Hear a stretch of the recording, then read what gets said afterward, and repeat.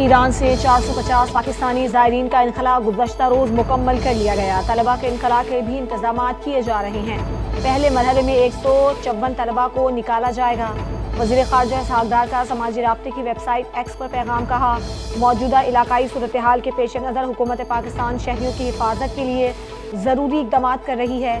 ایران میں پاکستانی سفارتخانہ عراق میں پھنسے پاکستانی زائرین سے بھی رابطے میں ہے۔ وزارت خارجہ میں کرائسس مینجمنٹ یونٹ 24 گھنٹے فعال ہے۔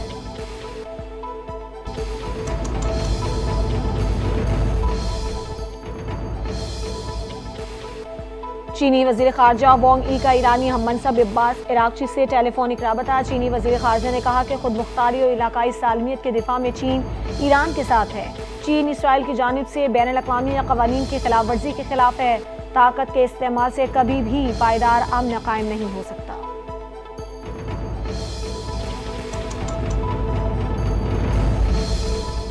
ایران کے اسرائیل پر تابڑ توڑ میزائل حملے۔ اسرائیل پر حاج قاسم سپر سونک میزائل داغ دیے۔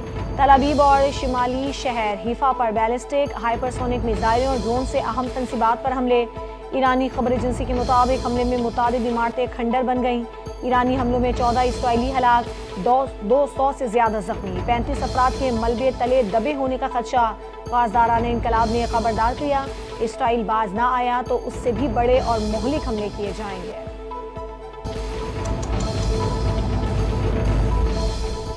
ایران کی جانب سے بھرپور جوابی کارروائیاں جاری۔ اسرائیلی صدر اسحاق ہرزوگ نے بھاری جانی نقصان کا اعتراف کر لیا۔ Social media platform X پر لکھا، یہ ایک انتہائی افسوسناک اور مشکل صبح ہے۔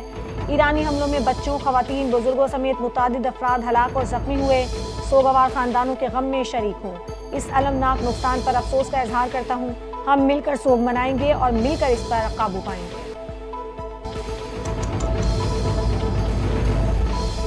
اسرائیلی وزیر اعظم نیتن یاہو کی زیر صدارت جنگی کابینہ کا ہنگامی اجلاس۔ ایران کے خلاف جاری فوجی کارروائیوں اور دفاعی حکمت عملی کا جائزہ لیا گیا۔ اسرائیل کی اپنے شہریوں کو محفوظ مقامات پر رہنے کی ہدایت۔ اسرائیلی وزیر اعظم نیتن یاہو نے کہا کہ ایران کے خلاف جنگ ہماری بقا کا مسئلہ ہے۔ ایران کے ہر حصے میں حملے کیے جائیں گے۔ دشمن کو اس کے اقدامات کا بھرپور جواب دیا جائے گا۔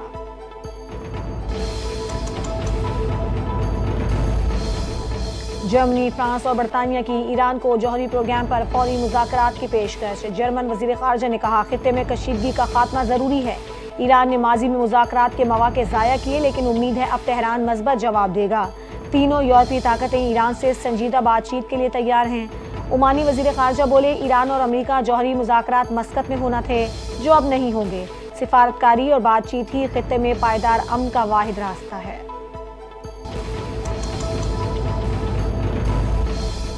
بھارت اور اسرائیل کی سازشیں ناکام ہو گئیں، پاکستان کو گرے لسٹ میں شامل نہیں کیا گیا۔ وزیر دفاع خواجہ آصف کا بیان، کہتے ہیں اجلاس میں چین نے پاکستان کے لیے ریلیف کی حمایت کا واضح موقف اختیار کیا۔ ترکی اور جاپان نے بھی چین کے موقف کی توثیق کرتے ہوئے پاکستان کی حمایت کی۔ پاکستان اب تک فیٹف کی تمام ضروریات کو پورا کر چکا۔ پاکستان کا کسی بھی لسٹ میں رہنے کا کوئی جواز نہیں۔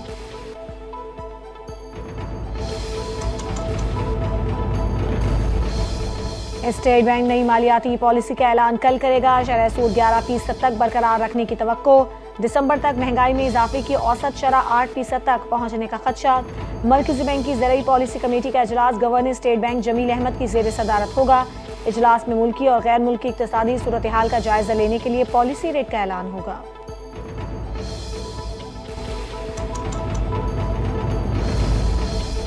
آئندہ 15 روز کے لیے پیٹرولیم مصنوعات کی قیمتیں بڑھنے کا امکان۔ پیٹرول کی قیمت میں 1 روپے 12 پیسے فی لیٹر اضافہ متوقع۔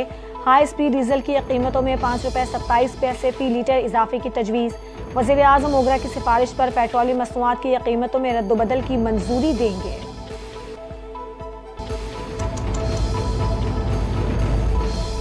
گلگت میں باراتیوں کی گاڑی خوفناک حادثے کا شکار، دلہا سمیت 6 افراد جاں بحق ہو گئے۔ ریسکیو حکام کے مطابق حادثہ چھلت نگر میں پیش آیا۔ دلہا باراتیوں کے ساتھ دلہن لینے جا رہا تھا، موڑ کاٹتے ہوئے گاڑی دریا بند ہو گئی۔ اب تک 3 افراد کی لاشیں نکالی جا چکی ہیں، باقی لاشوں کو نکالنے کے لیے ریسکیو آپریشن جاری۔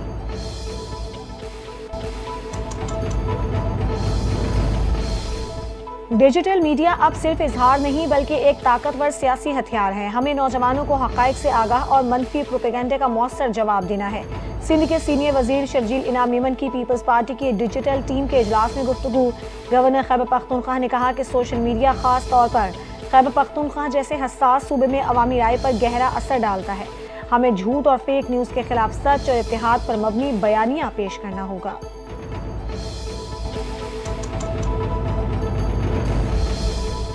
भारतीय शहर केदारनाथ में हेलीकॉप्टर गिरकर तबाह हो गया। हेलीकॉप्टर में सवार तमाम 7 अफराद हलाक हो गए। भारतीय मीडिया के मुताबिक हेलीकॉप्टर ने देहरादून से उड़ान भरी। एयर ट्रैफिक कंट्रोल से राबता मुनक़ता हो गया था। इब्तदाई इत्तलात के मुताबिक हेलीकॉप्टर मौसम की खराबी की वजह से हादसे का शिकार हुआ।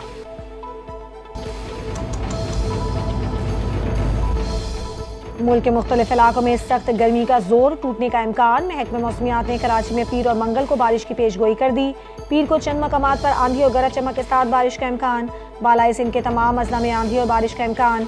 झक्कड़ चलने और बारिश से गर्मी की लहर में वाज़ेह कमी होगी। शहर अकायद में बारिश हल्के से दरमियाने दर्जे की मुतवक्के। शहर का ज़्यादा से ज़्यादा दर्जा हरारत 37 डिग्री सेंटीग्रेड तक जाने का इम्कान।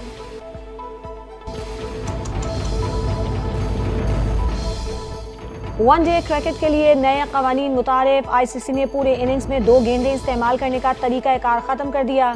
नए कानून के तहत वनडे मैच के इनिंग्स में 34 ओवर्स तक 2 गेंदें इस्तेमाल होंगी।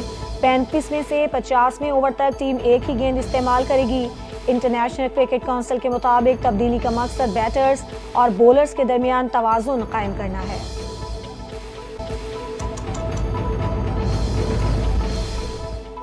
और बाप वो खामोश हस्ती है जो खुद थक कर भी औलाद के लिए खड़ा रहता है, जो अपनी ख्वाहिशें कुर्बान करके बच्चों की ज़िंदगी संवारता है, जो हर दर्द छुपा कर सिर्फ मुस्कुरा देता है।